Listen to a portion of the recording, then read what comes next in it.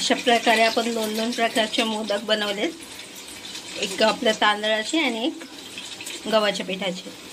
ते बघू शकता तुम्ही, किती छान प्रकारे असे बनवून तयार आहेत। हॅलो फ्रेंड, नमस्ते। तर आपण बनवणार आहोत मोदक। त्यासाठी मी नारळ घेतले आणि गूळ इथे कापून घेतलाय आणि याच्यामध्ये कढईमध्ये घी टाकलाय थोडंसं। त्यात आपण नारळ टाकून घेऊया आता।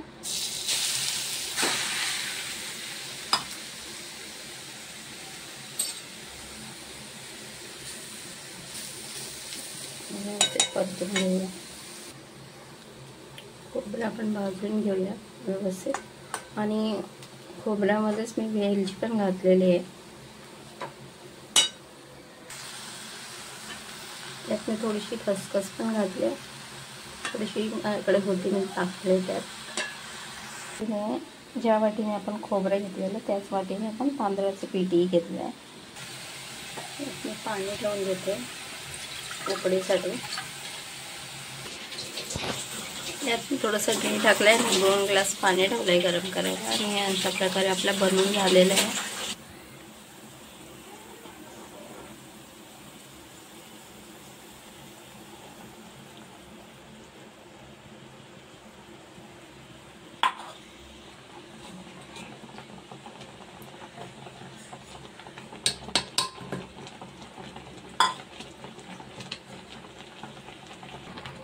दीड वाटी पीठ घेतलं आहे मी। दीड वाटी पिठात आपण व्यवस्थित शिजवून अशा प्रकारे आपलं पीठ झालं। 2 मिनिटं झाकून घेऊया आपण असं एका प्लेटीत काढून घेतलंय आणि याला आता आपण हे करणार आहोत, मळणार आहोत पीठ व्यवस्थित।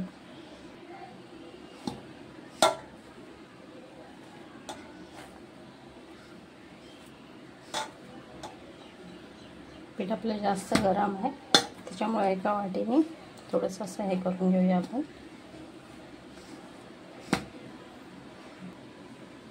तर बघू शकता असं छानपैकी आपण करून घेतला। त्याच्यावर ओला कपडा ठेवूया 2 मिनिट।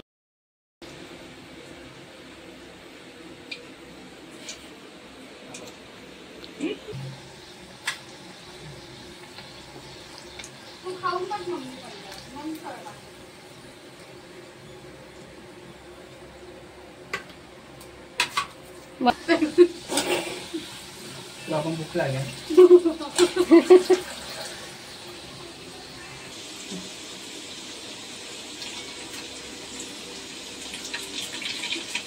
अशा प्रकारे आपण दोन दोन प्रकारचे मोदक बनवलेत, एक आपल्या तांदळाचे आणि एक गव्हाच्या पिठाचे। ते बघू शकता तुम्ही, किती छान प्रकारे असे बनवून तयार आहेत।